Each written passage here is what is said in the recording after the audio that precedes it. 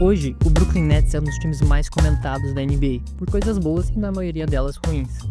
Com sede no coração do bairro mais descolado de Nova York, o time manda seus jogos no moderno Barclays Center, rodeado por cultura urbana, música e, é claro, basquete. Nos últimos anos, os Nets estiveram no centro dos holofotes, seja pelas superestrelas que passaram por lá, como Kevin Durant, Kyrie Irving e James Harden, ou pelas polêmicas e reviravoltas que também marcaram essa fase. Mas o que muita gente não sabe é que o caminho até aqui foi cheio de altos e baixos, repleto de decisões polêmicas, personagens icônicos, quase acertos e recomeços. Para entender como tudo começou, a gente vai ter que começar lá do começo, com um time que abandonou seu primeiro nome, não tinha estádio fixo e até perdeu um jogo de playoffs por WO. Essa bagunça marcou a temporada de estreia da franquia, que hoje a gente conhece como Brooklyn Nets. Mas vamos fazer isso direito, vamos voltar um pouco no tempo.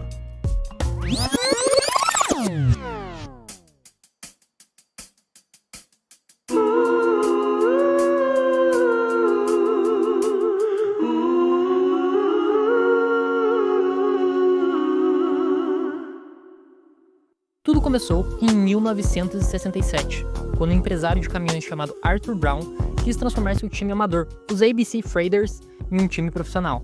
Ele conseguiu e o time entrou na liga ABA. No começo, ele queria chamar o time de New York Freighters, mas depois pensou em algo mais patriótico e tentou mudar para New York Americans. A ideia era jogar no 69º Regimento de Manhattan, mas o plano desmoronou 3 meses antes do campeonato começar, porque o New York Knicks fez pressão para que eles não usassem o local por medo de perder espaço na cidade. Os Knicks atrapalharam bastante o plano dos futuros Nets. Eles não queriam outro time profissional jogando na mesma cidade, com medo de perder espaço e fãs. Essa resistência dos Knicks virou um símbolo de luta que os Nets enfrentaram por anos até conseguirem entrar de vez na NBA. Arthur Brown tentou de tudo para achar um ginásio em Nova York onde seu time pudesse jogar, mas deu com a cara na porta em todos os lugares.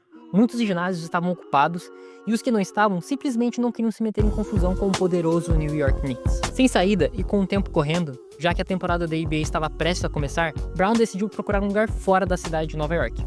Foi aí que ele começou a olhar para New Jersey. A liga já tinha marcado o primeiro jogo da temporada para o dia 23 de outubro de 67, contra o Pittsburgh Pipers, mas o local ainda era um mistério, faltava pouco mais de um mês para a estreia. E só então Brown conseguiu fechar um acordo para que o time jogasse no ginásio da cidade de Teaneck, em New Jersey. Pouco antes da estreia, ele registrou oficialmente o novo nome da equipe, New Jersey Americans. Assim nasceu o que viria a ser anos depois, o Brooklyn Nets.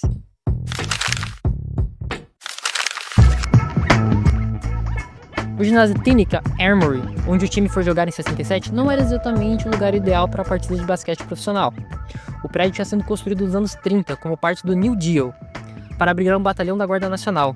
Era um espaço com valor histórico, mas transformá-lo num ginásio de verdade era um baita desafio. Mesmo assim, foi ali que o New Jersey Americans mandaram seus primeiros jogos, com uma média pouco mais de 2.000 torcedores por partida. Só que, comparado ao gigante de Nova York, o Knicks, eles mal apareciam no radar do público. Uma das primeiras decisões de Arthur Brown foi contratar um técnico que fosse conhecido na região de Nova York e que tivesse um currículo de respeito.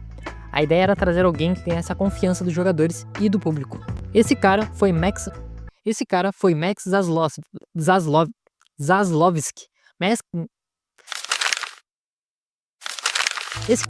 Zaslovsky, ex-jogador dos Knicks e estrela da Universidade de St. John's. Ele virou o primeiro técnico e também gerente geral da franquia. Antes da fama, Zaslovsky tinha servido na Marinha dos Estados Unidos durante a Segunda Guerra Mundial. Depois, jogou só uma temporada no basquete universitário, mas fez história ao levar St. John's a uma campanha de 17 vitórias e uma vaga no torneio da NIT. Depois da faculdade, Max Zaslovsky entrou para o Chicago Stags, na antiga BAA, a liga que mais tarde viria a ser a NBA. E ele não demorou para fazer história. Com só 21 anos, virou o jogador mais jovem a receber o prêmio de All-NBA na temporada 46-47. Esse recorde só foi quebrado quase 60 anos depois por Papai LeBron.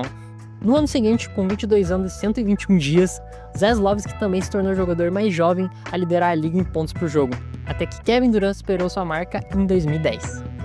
Durante sua carreira, ele foi All-Star 4 vezes ao NBA e campeão de pontuação, ou seja, um nome de peso. Não foi à toa que o Arthur Brown escolheu como técnico e gerente do novo time. Para entrar na liga da ABA, Brown e seu sócio, Mark Bernstein, pagaram $30 mil, o preço para ter uma franquia nova na liga. Mel Basel ficou como diretor de operações. Os New Jersey Americans se juntaram a outros 10 times da nova ABA, Cada time jogava 78 partidas por temporada. A ABA se destacava por inovações como o relógio de 30 segundos e a linha de 3 pontos. Além disso, a bola colorida com as cores vermelha, branca e azul, o que virou símbolo da liga. A ABA sempre foi vista como uma liga rebelde comparada à NBA, mas foi justamente por isso que ela trouxe tantas inovações. Regras diferentes, ações de marketing ousadas, algumas bem malucas, e jogadores que faziam jogadas acrobáticas com um estilo que lembra bastante o que vemos na NBA hoje. Eles chamaram ninguém menos do que George Mikan, a lenda da NBA, para ser o comissário da liga. E uma das ideias mais marcantes veio dele, a bola vermelha, branca e azul. Mikan escolheu essas cores porque acreditava que ajudaria a promover a liga. Além de chamar a atenção, dava para ver melhor a rotação da bola durante o jogo, o que ajudava nas transmissões e atraía mais o público. Muita gente até falava mal da liga por causa disso, mas o que ela fez de verdade foi revolucionar o jogo. Foram eles que criaram a linha de 3 pontos, aceleraram o ritmo das partidas e quebraram várias barreiras que a NBA tinha na época.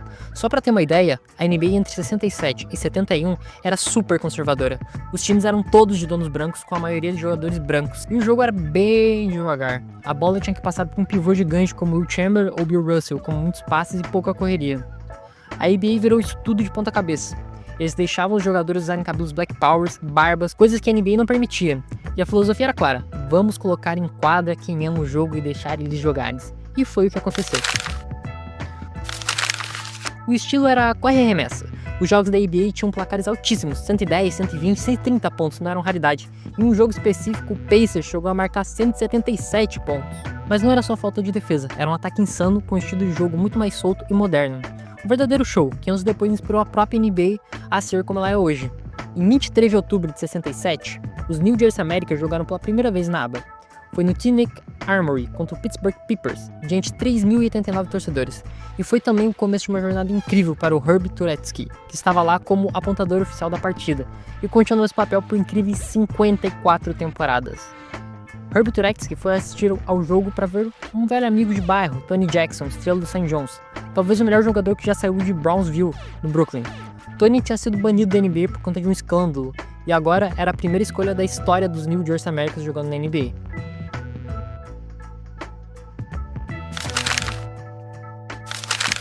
Herb queria ver o Tony enfrentar o Connie Hawks, outro talento lendário do Brooklyn.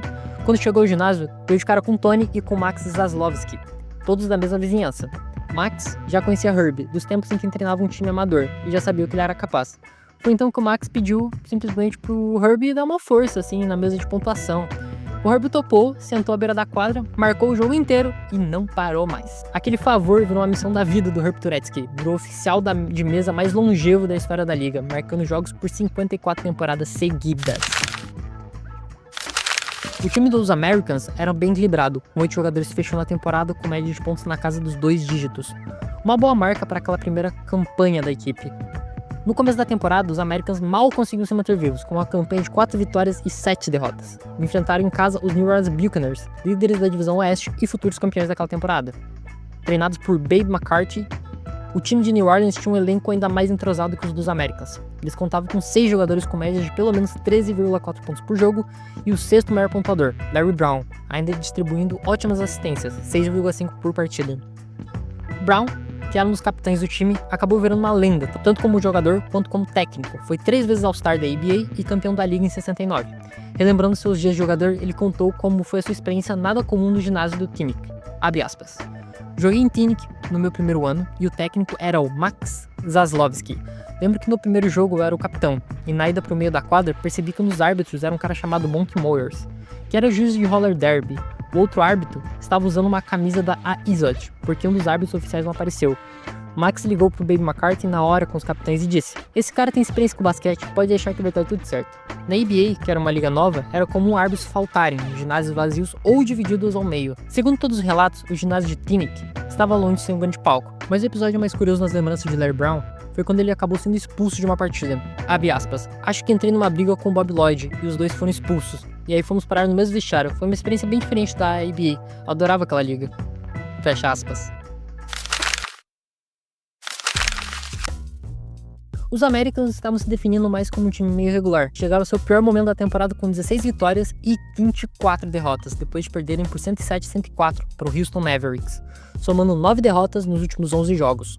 Mas Alovski deu um jeito de reunir o grupo e eles engataram uma sequência de 7 vitórias seguidas, ficando a apenas um jogo de alcançar a marca de 50% de aproveitamento. O trecho final da temporada foi marcado por altos e baixos. Nos últimos 29 jogos do ano, houve uma sequência de 4 derrotas, 2 de 3 vitórias seguidas e 2 de 3 derrotas intercaladas com vitórias e derrotas alternadas. A única temporada dos Américas jogando em Teaneck foi cheia de desafios, e Arthur Brown passou boa parte do ano procurando uma sede permanente para o time em Nova York. O golpe final veio quando os Américas empataram com o Kentucky Colonels, pelo 4º lugar na divisão leste, que contava com 5 equipes, com um recorde de 36 vitórias e 42 derrotas no fim da temporada regular. Estava marcado um único jogo de desempate entre os Americans e os Colonels, com o vencedor avançando às semifinais da divisão leste. No entanto, a Teaneck Armory já estava reservada, pois o circo estava na cidade. Arthur Brown, encurralado então, teve que encontrar outro local. Por sorte, conseguiu marcar o Commack Arena em Long Island para sediar o jogo. Mas quando os dois times chegaram ao ginásio, descobriram que a quadra estava em condições impraticáveis, com tábuas e parafusos soltos e as tabelas sem acolchoamento. A quadra também estava molhada por conta da condensação de um jogo de hóquei dos Long Island Ducks, que havia acontecido na noite anterior. Além disso, uma das cestas estava fora da altura regulamentar, criando uma desvantagem competitiva. Os Colonels se recusaram a jogar nessas condições, e o comissário da ABA, George Mikan, não teve outra escolha senão declarar a derrota dos Americans por WO, dando a vitória por 2-0 para o Kentucky.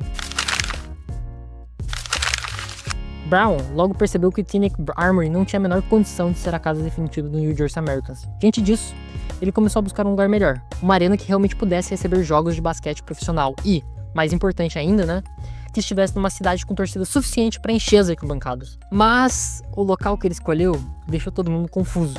Ninguém entende até hoje, nem mesmo o próprio Turetsky, porque o Brown escolheu justamente o Commack Arena de novo, o mesmo ginásio que causou a eliminação do time por WO no jogo decisivo na temporada anterior. Abre aspas. Eu sei que o Arthur Brown estava desesperado para colocar o nome New York no nome do time. Era esse o plano desde o começo, fecha aspas. A ideia era que eles fossem os New York Americans, mas o Knicks tinha praticamente controle total de qualquer ginásio nos 5 distritos de Nova York. Sempre que Brown ou alguém da equipe tentava negociar algum espaço, levava um não direto. Ninguém queria se arriscar a criar confusão com os Knicks, ou então com a Madison Square Garden. Então, a única opção foi ir mais longe, até o condado de Suffolk. O mais perto que conseguiram chegar da cidade de Nova York foi a tal Commack Arena. E até hoje, ninguém entende como ou por que decidiram por esse lugar. Para quem morava na cidade, ir até lá levava mais de 1 hora e até ou mesmo 1h30, e não tinha transporte público que ajudasse eles também. Era longe, bem longe mesmo, no meio do nada, mas foi pra lá que o time acabou indo. O Arthur Brown já estava de saco cheio com tudo aquilo em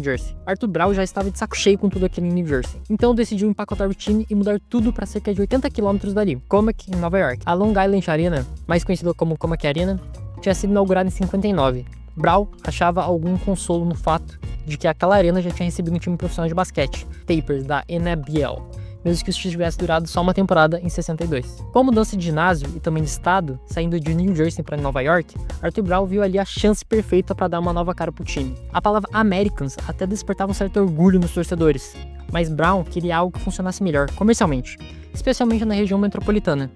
E foi assim que ele se inspirou no sucesso dos times New York Jets, de futebol americano, e o New York Mets, do beisebol. Pensou, por que então não criar um nome que combine com os dois?